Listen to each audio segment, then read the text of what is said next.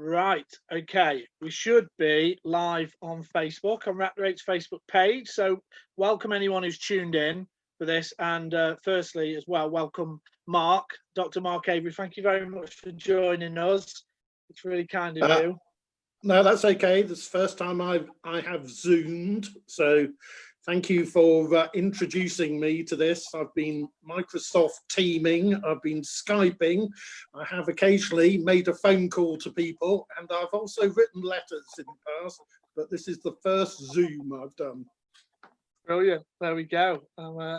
That's well, I know you have been busy, so I appreciate it. I really do appreciate it. And I know a few people have been asking for me to yeah, get you on, because the hen harrier topic, among many other things, is that I know you discuss, has come up several times. And we had Dr. Kathleen Thomas on Tuesday, so it's kind of come quite well to have you on. So, like I said to you just off this, but I always start with the same question with everyone, because I think it's one of the reasons I started these interviews, is because I like to find out about where it all began. So even to sort of where the first interest was in nature and wildlife.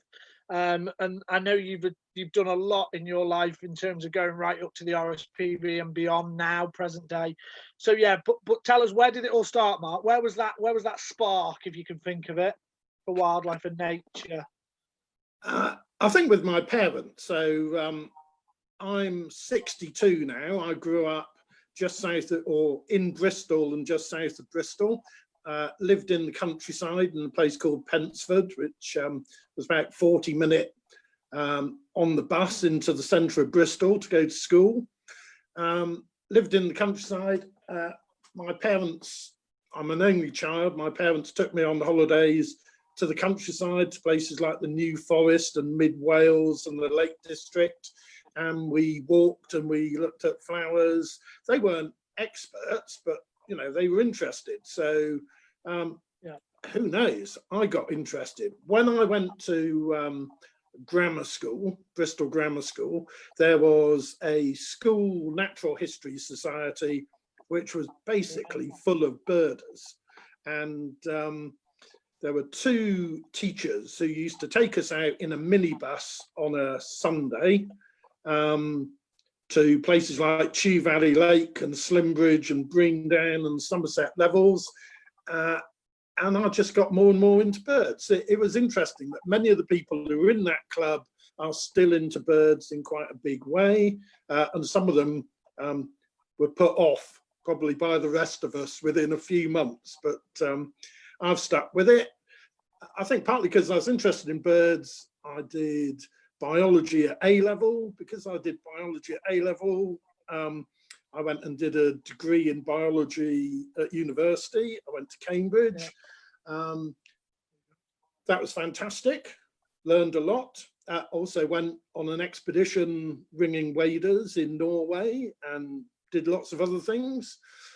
So developed more of a kind of working in nature conservation or in science, in biology. What did I do then? Oh, I got a job with a guy called John Krebs in the zoology department in Oxford for a year. Then I did a PhD on pipistrelle bats, looking at the winter activity of pipistrelle bats.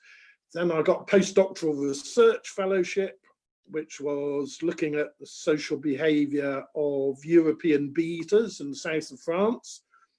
That sounds quite fun, doesn't it? And it was. And then I got a job at the RSPB in the science department, and I worked at the RSPB for 25 years. I was the conservation director for 13 of those years. I left the RSPB 11 years ago, no, 9 years ago, over 9 years ago. And since then, I've just been mucking around, writing books, writing a blog, causing trouble. So that's how I got here. I think you've disappeared from my screen, Jimmy. So I wonder what your next question would be.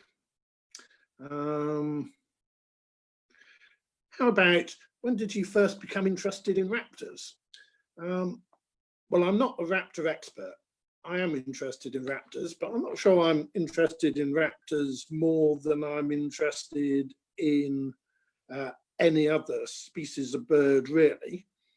But the state of play with some of our raptors is a fascinating insight into British society, how, oh, you're back.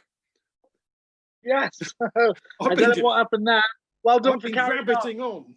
Good. Keep going. I was saying about why I'm interested in raptors, and saying I'm not simply interested in raptors, but what's happening to some of our raptors is a fascinating insight both into land use issues, politics, social issues, as well as nature conservation. And nature conservation sits in wider society.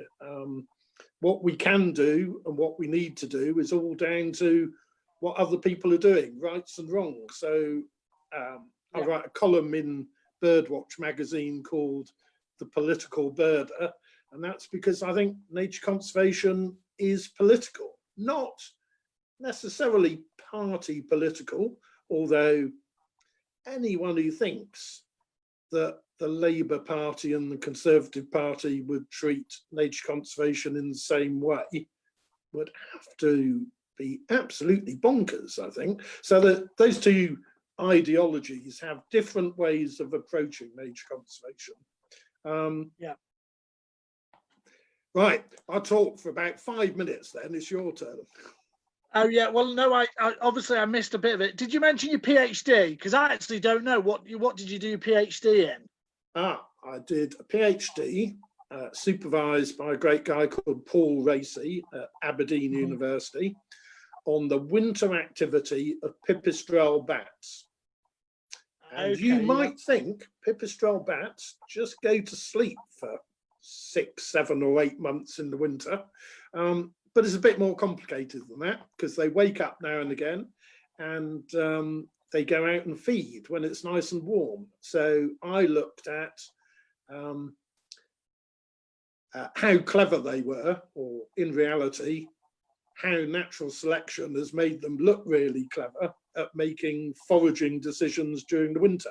So I used to wander around with a bat detector, which all those years ago was about the size of a shoebox and not very sophisticated, finding bats on winter evenings along the River Cam in Cambridge and recording their feeding rates and when they were active and when they weren't. Brilliant. Excellent. So when did you, because obviously you were a staff member at the RSPB for a long time. Was it 25 years in total? Is that right? Yeah. When did that come about in what period of your life did you jump in at RSPB and then whistle stop tour of that? Yeah, okay. So after my PhD, I got a 2-year postdoctoral research fellowship at Oxford when I was studying bee eaters. That came to an end and I got 1 or 2 little jobs, but I thought, crikey, I need a proper job. I've been a student of various sorts forever. I got a job in a very strange way at the RSPB because I was doing some work for the Forestry Commission and reviewing a lot of papers on birds and forestry. And I found in this big box of stuff that they gave me, I found a paper that had been written by Colin Bibby, who was the head of research at RSPB at the time, who was a great guy. He died quite a long time ago, but he was a great guy, very clever. And this paper wasn't published, it was a draft paper, and I read it and I thought I found a mistake in it. So I phoned Colin up in slight trepidation, because he was far cleverer than I was or am, and said, "Oh, Colin, I think there might be a mistake in this paper." And he said, "Oh, well, you better come and chat to me about it," which I did a couple of days later. And there was a mistake, so I was right. He changed the paper. He had enough time to change the paper. You might think he'd be really hacked off that I'd pointed out this mistake, but he was rather pleased that he could correct it before it was published, and he offered me a good. job. Oh, nice. Well, that Good doesn't work. happen very often, does it? You tell somebody they've got something wrong and they offer you a job. So he offered me a job working on the effects of afforestation on upland birds, things like greenshanks, golden plover, dunlin, in the flow country in Scotland, in Caithness and Sutherland, because the whole place was being wrecked by massive afforestation. So that's how I got into the RSPB, and I did fun research on that type of thing, on roseate terns and other things. I became head of research, and then I became conservation director, and I did that for the last half of the 25 years I was at the RSPB. And conservation director is a fantastic job. It means that you're involved with the conservation work of the RSPB, obviously. Buying nature reserves. One year we spent 10 million quid buying land. That's fun. I don't get to do that these days.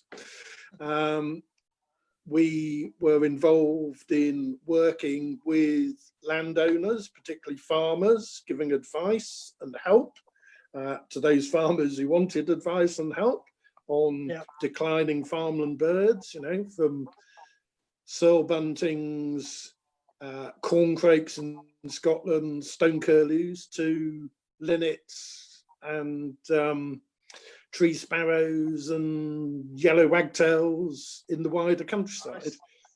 And we were trying to influence government policy. So I spent quite a lot of time in a suit and a tie, which you can see I don't have to do very much now, sitting in meetings in Whitehall,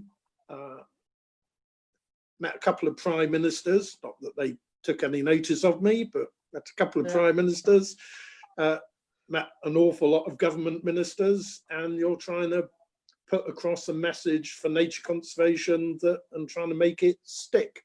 And we had some successes and quite a lot of failures, because it's difficult persuading government to do the right thing, but it's worth it when you win. So there was always this juggling of how much should the RSPB invest in kind of traditional nature conservation, which would involve, you know, the investigations team catching baddies, buying nature reserves, species reintroductions, that type of thing, and how much should we be trying to change the system so that the whole world is better, not just for birds, but for nature. And that's quite a difficult balance to strike, really. Yeah, absolutely. Do you look back at your time with the RSPB then and think, yeah, we did make a difference back then? It sounds like you know, when I think about it, and I've not looked at it in detail, but I'd say you probably have. The RSPB have made a lot of differences to how we hopefully manage the land to some extent for birds. Is that right, or do you feel that? Absolutely. Or could you have done more? Oh, well, we could have done more because we're not perfect. And if we'd had twice as much money, we could have done more. But we could have done more. But the status of birds and the status of wildlife generally in the UK would be worse if it weren't for the RSPB. But, you know, that's true of the wildlife trusts and a whole load of other NGOs as well. The trouble is, having worked in nature conservation, you know, for 35 years or so now, you have to look quite hard for the things that are a lot better. And it's quite easy to see the things that haven't improved much or have got worse.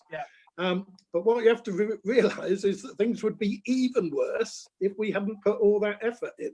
So I wish we could have done more, but things are stacked against nature conservation, really. Yeah, well, of course. I mean, you only have to look at a lot of things, and that's blatantly obvious. But I mean, even like you say, even simple things like spending £10 million buying land for conservation purposes is in itself, just as one aspect, is an incredible achievement. That there's probably, I'm trying to think of another conservation organisation that could say that, maybe the World Land Trust or someone like that. But yeah, it's pretty impressive. So was it obviously you running through there RSPB and your involvement with things like Whitehall and ministers, was it inevitable then that you were going to make the switch to when you left the RSPB to campaigning and blogging, and was that always in your mind, or was it a kind of a case of I want to finish this, I've done my time, and this is a good time, and then you thought, oh, actually, yeah, this fell into my life. You started blogging like people do, and it evolved from there, or was it a conscious thought? Well, I did decide that I had to leave the RSPB because I've been doing the same job for nearly 13 years. And although it was fantastic, it would have been ridiculous to do it for another 13 years because that wouldn't have been good for me and it wouldn't have been good for the RSPB. So I had to make a break at some stage. And I did make the break soon after the coalition government got into Westminster. Not immediately, I stayed for almost a year after that, but it was a tough time for the environment. Looking back, I mean, the coalition government, but it was mostly the Conservatives, were cutting resources to DEFRA. They were cutting resources to nature conservation and the environment. They were getting rid of things that they called quangos, things like the Sustainable Development Commission, which was the type of organisation that would look at government and independently criticise it and judge it. There were quite a lot of things that were got rid of. Natural England had its budget cut because DEFRA had its budget cut, and that was passed on in spades to Natural England. But, you know, the statutory Nature Conservation Agency, Natural England, was made less independent, and it is not like it used to be. And that's a big gap now. We need a statutory nature conservation body that can stand up to government, and that isn't where we are at the moment. Partly, I think, through a little bit of timidity of the people who are still in Natural England, but also that's how government has tried to make it. It's inconvenient if you're a government doing badly on a particular area, if your own advisor points it out. It would be like your medical and scientific advisors saying that you cocked up in terms of deciding when lockdown should be. Yeah, of course. Yeah, no, absolutely. And we're still seeing it now, aren't we? You know, cuts and you only have to look at Natural England and some of the decisions that are being made, such as brood meddling, but we can come on to that. I'm sure we'll come on to that a bit later on. So I want to. You asked me about blogging though, and I didn't really say that. Yeah, sorry. Yeah. No, my fault. I whittled on and didn't completely answer the question. No, it's all right. I'd started blogging at the RSPB. I blogged for a couple of years before I left the RSPB because staff in the communications departments in the RSPB asked me to, and I resisted for quite a while, thinking, well, I'm not sure I want to do this. Will I be any good at it? Have I got anything to say? And it's up to other people to decide whether I did have anything to say. But I did it for 2 years, and then you basically get into a habit. When I walk around the world, I'm looking at things and listening for things and thinking, oh, I could blog about that. And so when I left the RSPB, the first thing I did was 4 days later, I got on a plane to Washington, DC, hired a car, for 7 weeks and dropped it off at Los Angeles, having taken a rather circuitous route across the USA. Nice. It was a good thing to do, actually, because it was made a clean break with work and with the UK. I wasn't waking up and listening to the Today programme going, oh, we should be on there. Oh, it's not we anymore. It's somebody else's job. Yeah. And you know, I saw my first wolves, and you know, first what else did I see? My first California condor, and loads of other stuff. And it was and I blogged every day from motels across the USA about that. And I stayed in the habit. So I thought, well, when I get back to the UK, I'll blog now and again. And I think I've written in the last 9 years, 7,500 blogs. So I'm kind of in the habit now. I think it's more than a habit now, isn't it? Yeah, could be. There must be another. Yeah, totally. Well, talking about writing, obviously author, we can't forget that. Is it 5 books you've got out at the moment, or I think I've counted them, unless there's one that wasn't on your website. Yeah, there is one that's not on the website, but that's my fault, not yours. So that's all right. I wrote a book called Fighting for Birds when I left the RSPB, which is not about my life and times with the RSPB, although it's obviously partly about that. But I look at it really as a guide to how nature conservation is done by somebody who was an insider for quite a long time. And that's still worth reading, I would say. Then there are a couple of books I've done with Keith Betton, Behind the Binoculars, and the one that isn't on my website is Behind More Binoculars, which are interviews with famous or infamous birdie people. Brilliant. I wrote a book about the extinction of the passenger pigeon called A Message from Martha. In some ways, that's my favourite book that I've written, but I don't know, depends which day you catch me on. I wrote a book called Remarkable Birds, which is my mum's favourite. My mum is 94. She likes Remarkable Birds more than all the other ones I've written. And all she's done is looked at the pictures, because it's finely illustrated with paintings and drawings, none of which are anything to do with me. So thanks, Mum. It's the bit that you like, the bits that I had nothing to do with. And the 6th one is this one, which is called Inglorious. You've got the hardback. This is the paperback. I ought to tell people that they all ought to go out and buy a copy, but it's out of print now, so you'll have to find it on Amazon or something, eBay or something, eBay, places like that. But yeah, so Inglorious is about grouse shooting and why we should ban driven grouse shooting, and the hen harrier crops up in it quite a lot, and but it's a mixture of politics and campaigning and a bit of observation of nature. I mean, it's a fascinating book. I have to admit, I read it when, I think near enough when it first came out, and it is because it doesn't just focus on hen harriers. Obviously, I'm a full-on raptor nut. That's what I'm interested in. It does, and it covers everything, like you say, from the land use to, you know, the predator control. There's all sorts of stuff in it, and I think for even people who just have a general interest in the countryside, it would be it is a real eye opener for them, no doubt about that. So yeah, there's one fact. I'm glad you said that. I'm glad you said eye opener, because that is one of the things that people often say to me.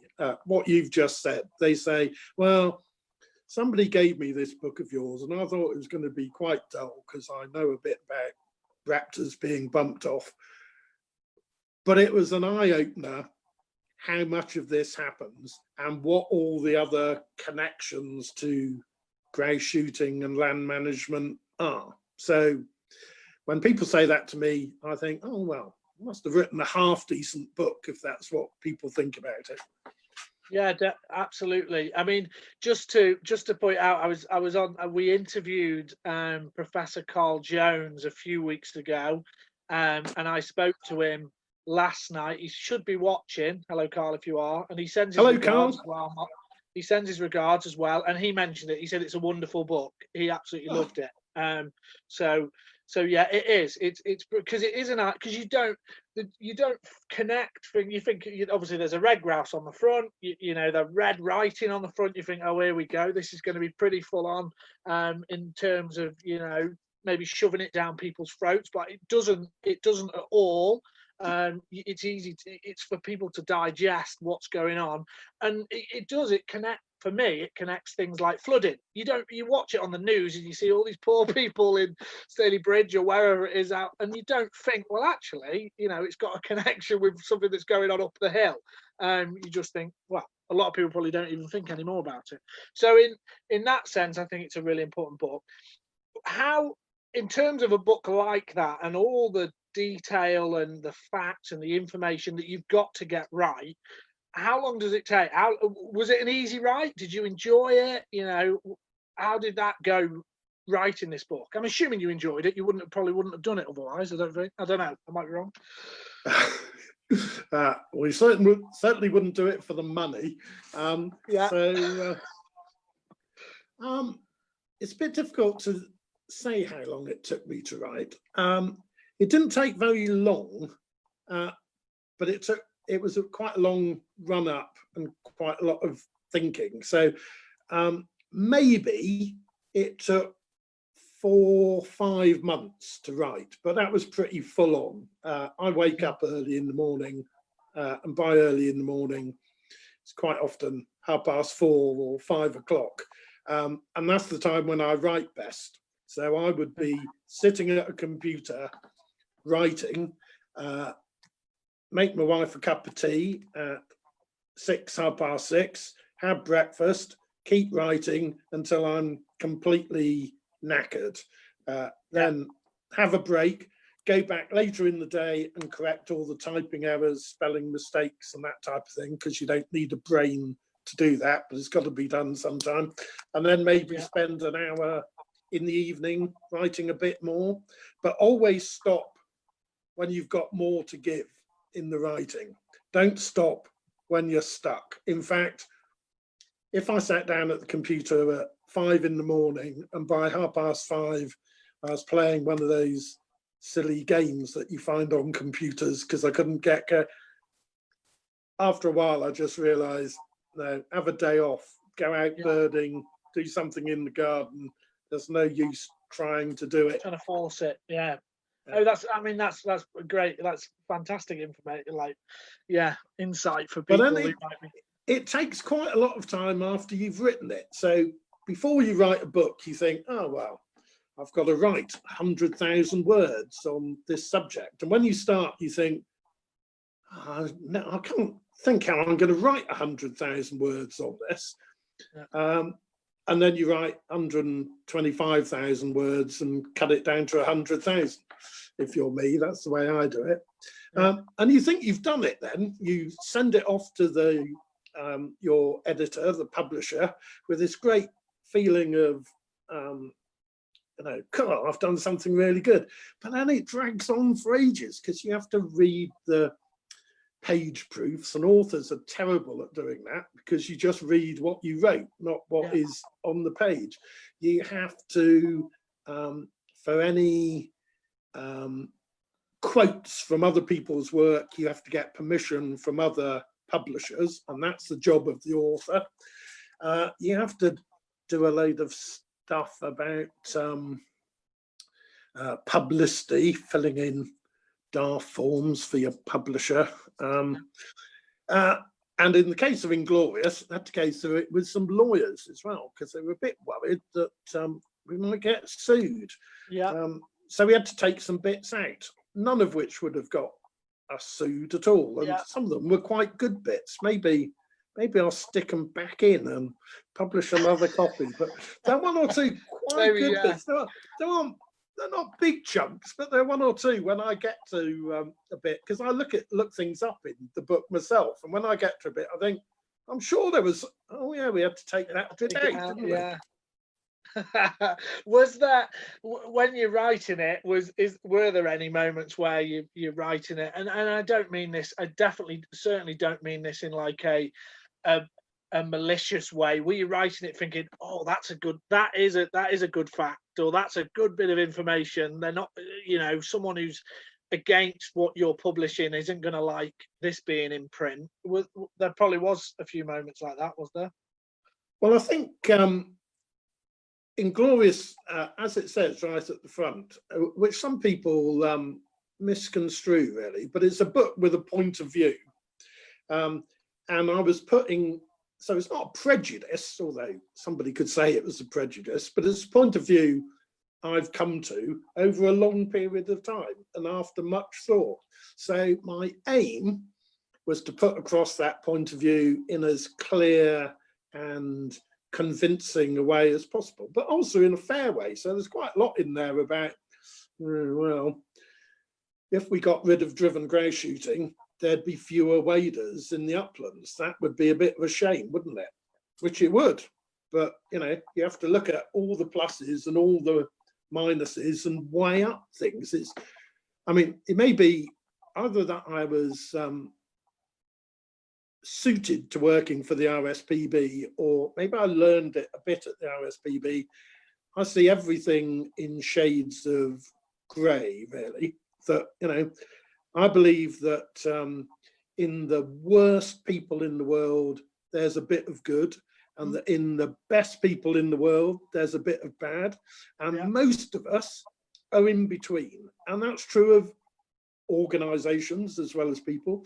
And it's true of arguments too. If everything were cut and dried, there is no doubt about it, it's this 100%, then I guess we'd sort things out a lot quicker. But just because there are arguments for and against doesn't mean you can't make a decision. It means that you have to look at the arguments quite carefully and weigh them up. And I kind of hope that that's what Inglorious does. Clearly, if I were commissioned to write a book, which I never will be, on why driven grey shooting is a brilliant idea and we ought to expand it and do even more of it, it would be a different book.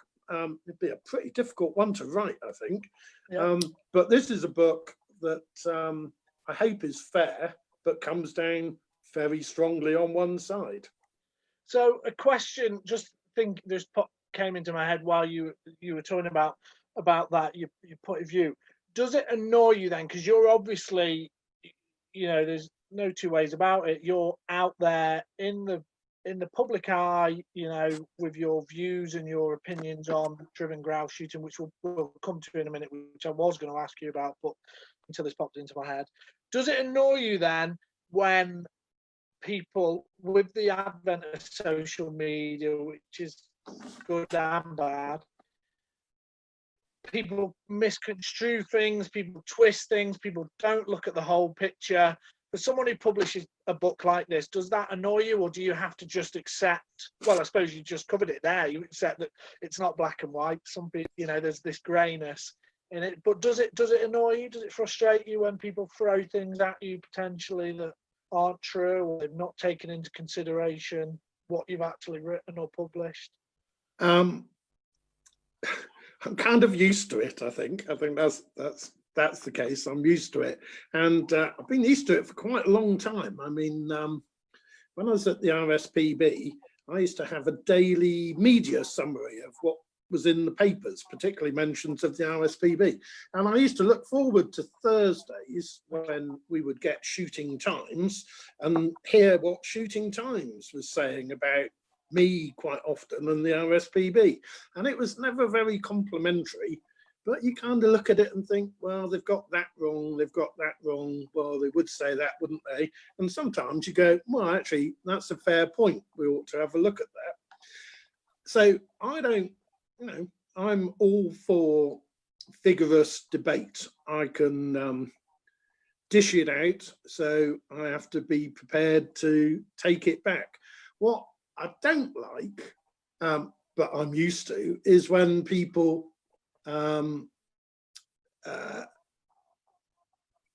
construe my motives as being different from how they actually are. So apparently I'm campaigning to end driven grouse shooting because I'm making a load of money out of it. Well, I don't know where that money's coming from because I haven't seen anything.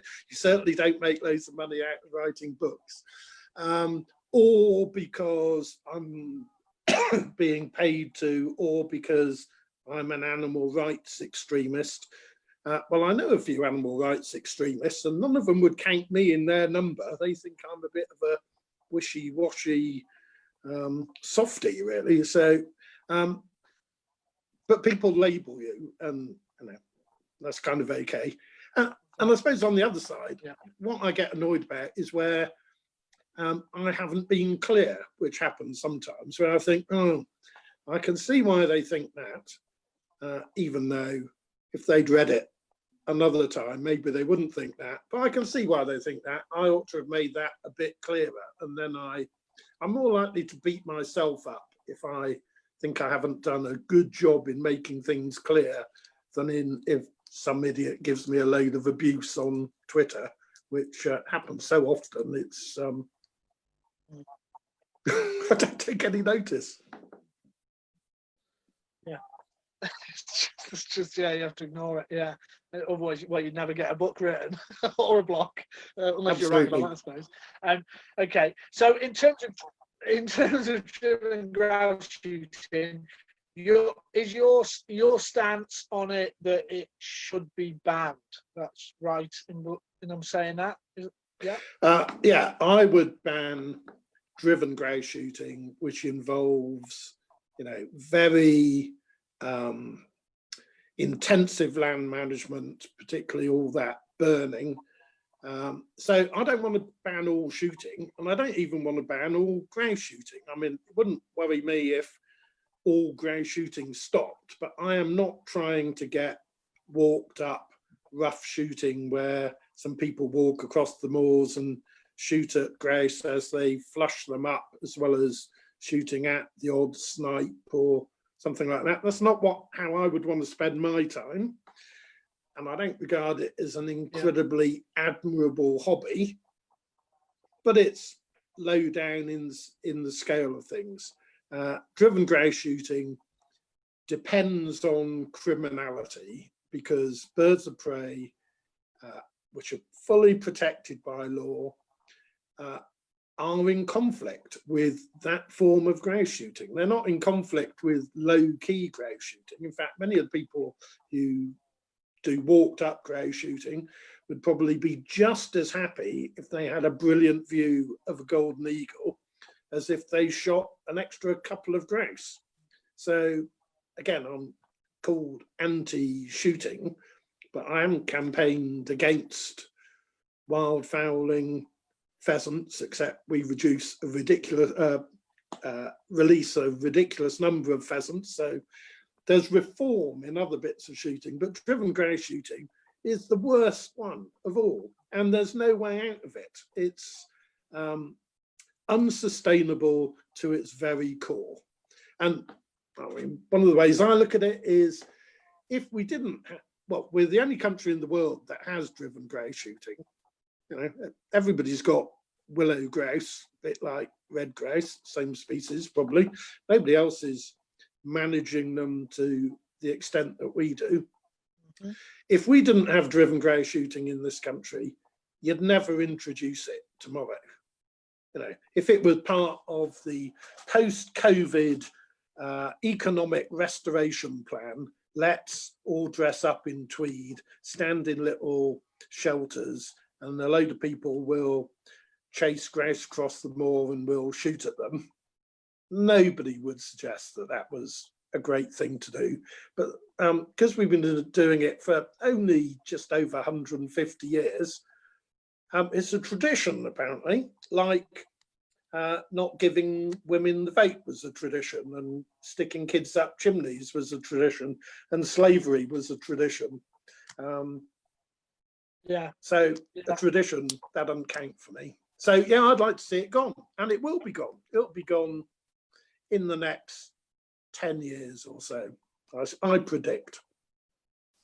Yeah, well, absolutely. I think you one of the words that, yeah, it needs reform. I mean, we all have our opinions. I do. I always remember I used to know a couple that would go grouse shooting, and every year they would come when at some point they'd say, "Oh yes, we had another bumper year of grouse," and this was year on year on year that they would have another the bigger bags of grouse, and this was an annual thing, and you just thought, how's that sustainable? How does this keep growing and growing and growing? And then obviously I live in Cheshire, so pheasant shooting is a big part, and again that's another aspect that I personally can't get my head around, how you'd let out millions of pheasants without really trying to understand the impact that it's going to have. Never mind the idea of then going out and killing as many as you can. And I'm not animal rights activist at all. So yeah, it's interesting. Talking about the hen harrier then, because I'm keeping an eye on the time, because we could talk about the individuals and ins and outs of driven grouse shooting till 10 o'clock tonight or longer. Talking about hen harriers, there's no doubt, I think anyone who's interested in birds of prey and has been following the news in the last 2 weeks, or if you've been following the last 2 years, but especially in the last 2 weeks with what's been coming out on certain blogs like Raptor Persecution UK, the hen harriers are in dire straits. You know, in the UK, was it today that was published 37 birds, I think, that we know of, you know, in the sense that it's shown on or next to grouse moors where they've stopped giving off signals with GPS or whatever the reasons might be. First of all, my question was, what do hen harriers mean to you? Because obviously you cover such broad things in the environment and just driven grouse shooting alone. So what do hen harriers mean to you, and how do we, apart from the big thing we've just talked about of banning driven grouse shooting, how do we save them? How do we get around this? If you can answer that question, I don't know whether you can. What do hen harriers mean to me? They're one of my favourite birds. You know, quite often asked what my favourite bird is. I think the roseate tern is pretty high up there because I worked on roseate terns for a while, and I worked on bee eaters for a while. But hen harriers, I remember the first hen harrier I saw, I was 12. It was at Studland in the winter in Poole Harbour with a couple of friends from school, and it was a ringtail, and I can still see it in my mind's eye. And I could probably recall most of the hen harriers I've seen in my life in days bird watching, because they're fantastic birds and they're just lovely, and you can't expect to see them, but sometimes you do, and it's just great. But it's also because they are oppressed. I would generally stand up for the underdog, and in this case, the underbird. So this is a bird that is put upon, it's got full legal protection, and yet is bumped off to such a large scale that they almost don't exist as a breeding bird in England. And they don't exist across England and Scotland, hardly at all, on driven grouse moors. And there ought to be hundreds and hundreds of them on that land. So this is my politics are of the left. I stand up for those people who are having a tough time in life, and the hen harrier strikes me as a bird example. So what should we all do? It's a bit difficult to know what the post-coronavirus world will look like, but we'll still have MPs, and I do think that political pressure is how we will change this. We've had a Conservative government for quite a long time, The shine on Boris Johnson seems to be wearing pretty thin at the moment. I think things would be better under a different government, as indeed they are in Scotland. They're not perfect in Scotland, but it's an interesting comparison with in England. In Scotland, you have a minister, Rosanna Cunningham, who's always talking about how bad raptor persecution is. We do not have English environment biodiversity ministers who actually talk about this thing. They avoid it. They say, oh, well, grouse shooting, it's a legal thing. We're against people killing things, but they don't do anything and they work for us. I believe that. It's not going to be top of the voters list. But I think you should all write to your MPs. They'll be shocked at a time of coronavirus, Brexit, and everything else if they each get a letter saying what are you going to do about the hen harrier. That would give them a big shock, I think. There was a line in your. There's one, as I said, I haven't read. Just going back to this book on the same what we're talking about. There's a line in this book that's. I can't hear you now. Oh, can you hear me now? Is that working? Can you hear me? Are you going to come back to me? Oh, there you are. Oh, is that working? Sorry, I don't know what happened there. Yeah, right. I was just going to say there's a line in Inglorious, and please correct me if I'm wrong and I don't remember it exactly. Something to do with 99% of people don't know what a hen harrier is. What words to that effect? How do we get around that? Apart from obviously books like Inglorious. Because it is, there's not that I'm in a minority. I'll admit that. In that, you know, I'm a raptor field worker and I'm interested in raptors. It's about the masses. It's about getting people interested in it. Or have you seen another question maybe rather than how you fix it or get people interested? Have you seen any great, wonderful shifts and changes in getting the wider world interested in hen harriers in particular? Yeah, I think we're making progress, and we're making quite rapid progress, actually, that decision makers know that there's an issue about both grouse shooting, driven grouse shooting, and hen harriers. Now, they may not all be doing anything about it, but it niggles away at them. They can talk about it, either, oh, don't worry about it, or something ought to be done about it. And that wasn't the case 10 years ago. And here's another example. I'm an addict of University Challenge. I just love quiz programs like that.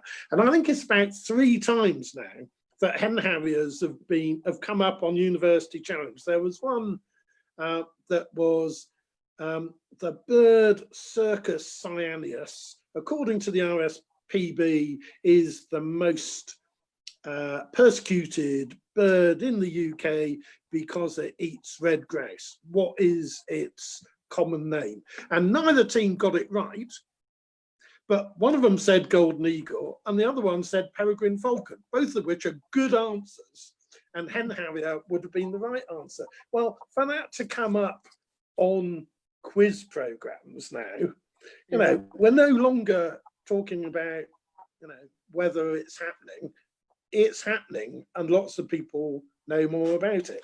And I think you've remembered the bit in Inglorious pretty much correctly, because so what we have to remember is that hardly anybody's heard of a hen harrier or cares about them or about driven grouse shooting.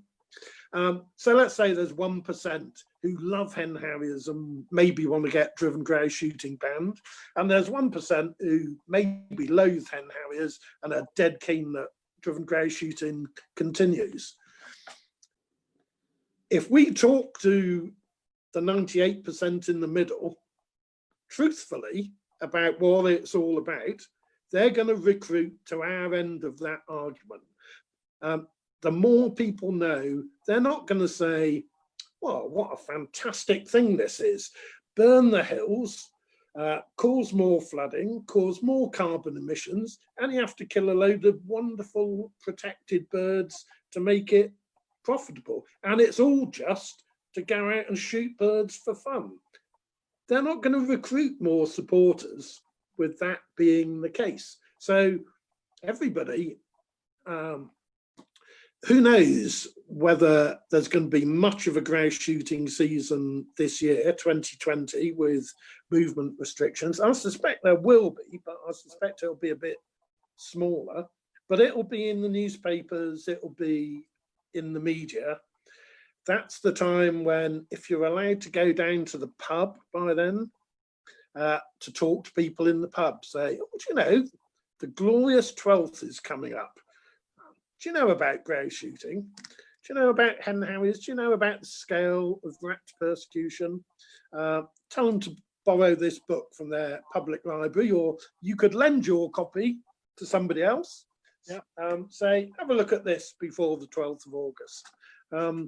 We can all spread the word, but the word is spreading, and places like Ruth's blog, Raptor Persecution UK, is in some ways depressing, because it's a constant litany of wildlife crime, but there's no getting away from it. There are all these birds being killed out there, and most people don't quite realise that. And when they do realise that, they go, blimey, that's wrong. And it is wrong. So we should stop it. And that's up to all of us, because we're citizens, voters, taxpayers, we're in charge. We will stop it. Absolutely. Absolutely. Now, I'm sorry, I'm just watching the time. I want to quickly ask you about wild justice, if I may, if that's all right. You're obviously involved in wild justice with Ruth Tingey and Chris Packham. Does it, with wild justice, obviously the big thing that I think anyone who knows or has heard of wild justice will probably be around the general license issue, and getting when Natural in England pulled general licenses. Does it frustrate you, annoy you? And it's probably a similar question to what I asked you before, when people don't really look at the bigger picture or read on Wild Justice's website what your aims and objectives are, and they just see the sort of Daily Mail, for instance, headline of, you know, general licenses pulled by because of Chris Packham or whatever, all your songbirds are going to die. And I know that, right, but that's the sort of thing that you were seeing touted about.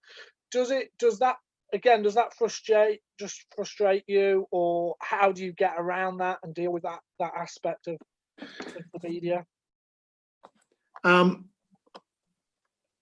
think the scale of vitriol that we got when Natural England pulled the licenses, which wasn't what we asked them to do, but fair enough, the scale of vitriol that we got surprised Ruth a lot more than they surprised Chris and me, because I think we've got into more of these things, so we're more used to it. And the thing about wild justice is that we are taking legal cases. So they are going to be decided by lawyers, by judges in the courts. And we won that case. Now, it hasn't worked all its way through. DEFRA are doing a review of general licenses. We're taking action against Natural Resources Wales on their general licenses. We're still going, but it doesn't matter what the shooting times or some shooter on Twitter says, because that's not going to, they've got the wrong end of the stick, but they're certainly not going to influence a judge. This is all down to making the law work for wildlife. So it is kind of water off a duck's back, except that if you have the type of personality that I've got, you're kind of slightly encouraged when everybody is clearly so pissed off with you that they start ranting and raving, because it just shows that they're nervous about what's going to happen next. And that's what it's like as a campaigner. Even at the RSPB, we would sometimes make criticisms of government. my boss would get a phone call from a government minister complaining about something that I'd said. And my boss at the RSPB would always take that pretty well. He wouldn't tell me off. He'd tell me about it, but he wouldn't tell me off. And he got complaints too. This is ground wind. But you just take that as meaning, ooh, that's interesting. We must be getting somewhere here. If we weren't getting anywhere, they wouldn't be phoning up to complain. Yeah. It's only because we better redouble our efforts on this. So it's encouraging in some ways. Some of it's quite nasty. Chris gets a lot of it. Ruth gets a lot of it. I partly don't notice quite a lot of the stuff that is coming my way because I don't spend that long reading all the things that people say about me on social media. But I think I'm more used to it and I'm pretty robust really. And I take it as encouragement. That's a bit perverse, I know, but I do.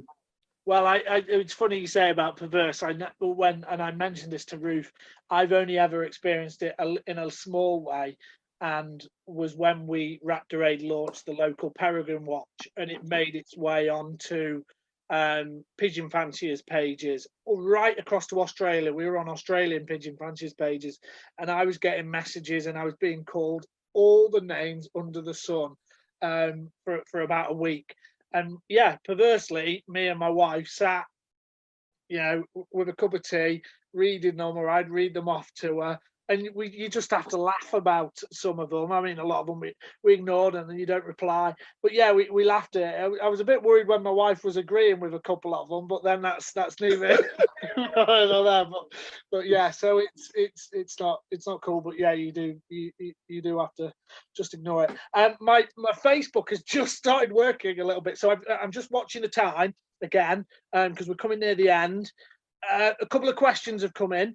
One of them is, what's your stance on non-native species, Mark? I don't know whether you want to answer that from your days in the RSPB. What was your stance, or now? What's your stance for grey squirrels, ringneck parakeets?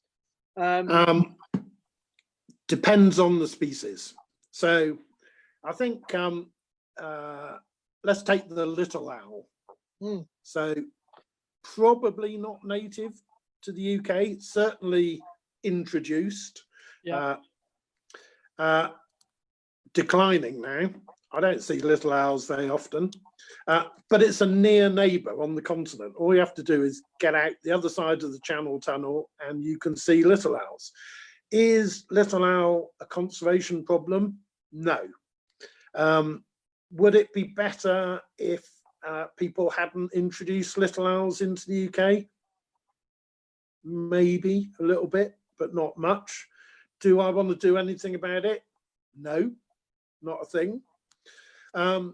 Pheasants, 47 million of them released into the UK countryside. No licenses, no restrictions, just for shooting. This is a bird that lives, its native range is over 1,000 miles away, the closest bit. I think we ought to be regulating that a bit. Non-native species can cause big conservation problems, but quite a lot of them don't. Ringneck parakeets, I'm not sure they're causing any conservation problems. I always say, if I could click my fingers and all the ringneck parakeets would just disappear without any blood, any shotguns, they would just go from the UK, then I would. But that isn't an option that's available to us. And I don't think we could get rid of them. So I think we have to live with them probably. Yeah, and I mean, it's interesting with ringneck parakeets, and I'm happy to be proven wrong or someone to send a message in saying that's rubbish. I think I read somewhere correctly that ringneck parakeets are if not the second most common thing eaten by urban peregrines in London. I might be wrong with that, but I think that ringneck parakeets make a huge part of a London urban peregrine's diet.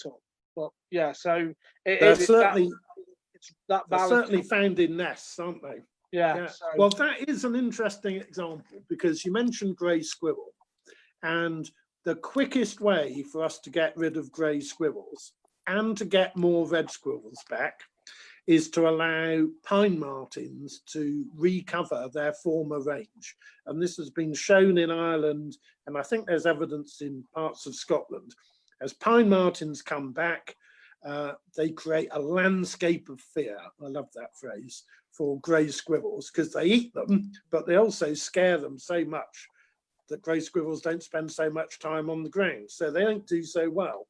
And grey squirrels die out, and behind the pine martens, red squirrels come back again. So that's quite an interesting example, I think, of where there is a natural solution to this. In fact, grey squirrels wouldn't have taken a hold if we hadn't wiped out a native predator from large parts of the country when they were released into the UK by large landowners, I'd like to point out. absolutely right.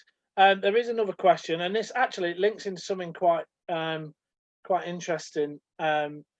Someone's asked, Wild Justice, have they had any thoughts on the issues at Chatsworth House regarding them covering it? I don't know too much about this, covering it in netting for birds.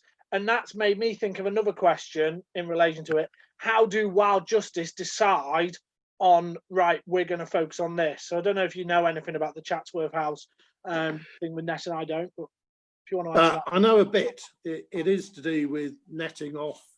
I'm not sure whether it's swifts, house martins, or swallows. And there seems to have been a lot of this recently, or it's getting more publicity. Netting hedges, developers doing that, whole trees. I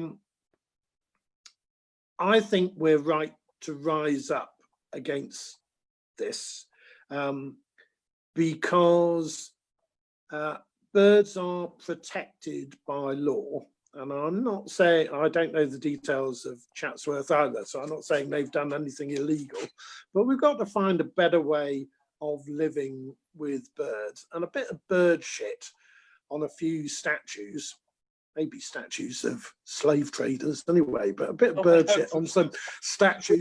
We're not going into that. No, not going into that. Speaking as a Bristolian, I better not go into that. But, you know, a bit of bird shit around the place. We've got to live with that. We're causing so much damage to wildlife that I think we ought to stand up, even when it seems a bit bloody minded.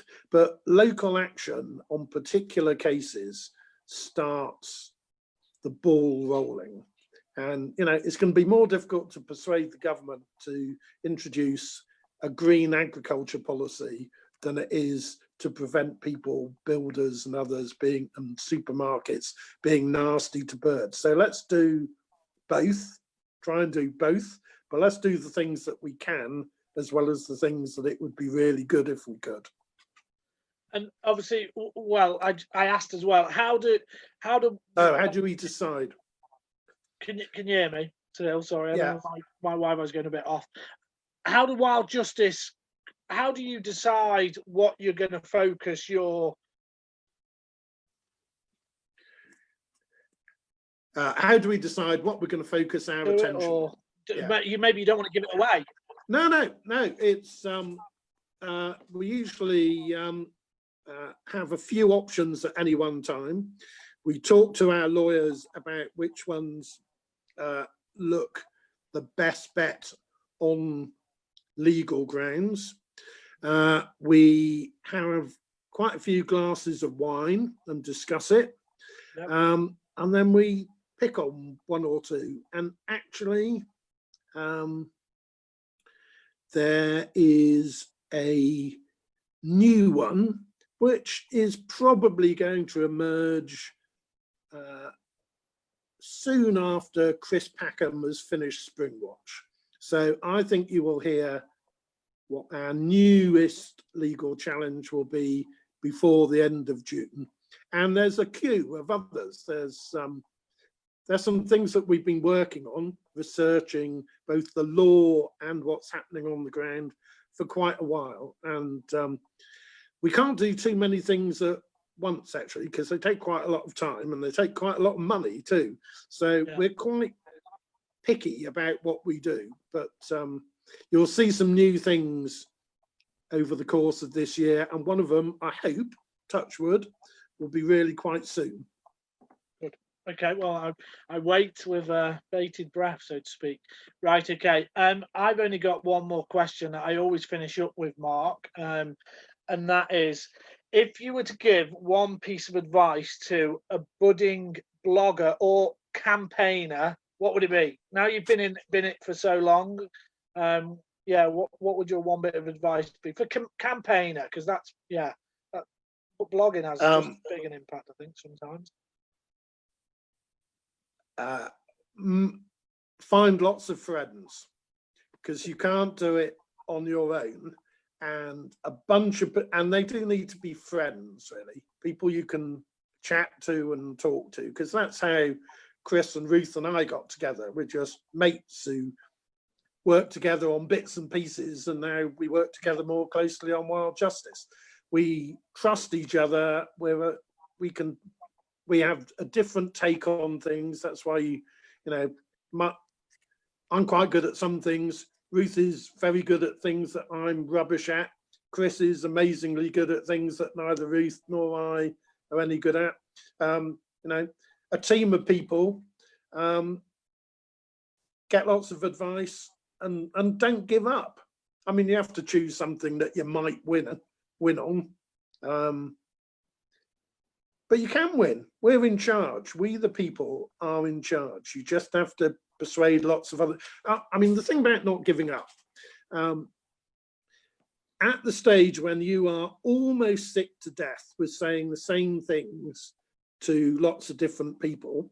So I'm not sick to death with it, but I've said the same thing to you once or twice in this chat, as I've said to loads of rooms full of people when I've been giving a talk, and loads of people I've met, but there'll be some people, I hope, who've heard it for the first time, or it's sunk in for the first time, or they've heard it for in a slightly different way, and this time it made sense to them. Saying something once is never going to win over the rest of the world. That's why advertising is repetitive. It's a bit dull, but it does influence all of us. Yeah. So you have to keep making the same points over and over again. When you think, oh, I've done this so often, that's when you're just beginning to break through. Brilliant. Good friends, sensible subject, keep going, don't get tired, and don't let the bastards grind you down. Like my nan says, bugger it. Get on with it. That's it.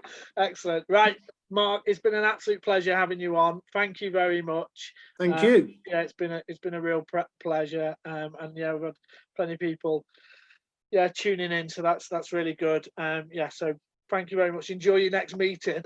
Yeah, next meeting has got wine involved as well as discussion. So thank you. Thanks very much.